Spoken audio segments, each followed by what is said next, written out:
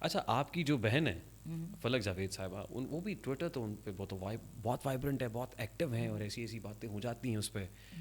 کہ جس میں ظاہر ہے جو پاورز دیٹ بی کو اچھی نہیں لگتی ہیں, وہ ان سے ملاقات ہوتی ہے آپ کی؟ دیکھیں اس لیے بیچاری وانٹڈ بھی ہے, اس لیے پھر 2 سال سے چھپی بھی ہوئی ہے.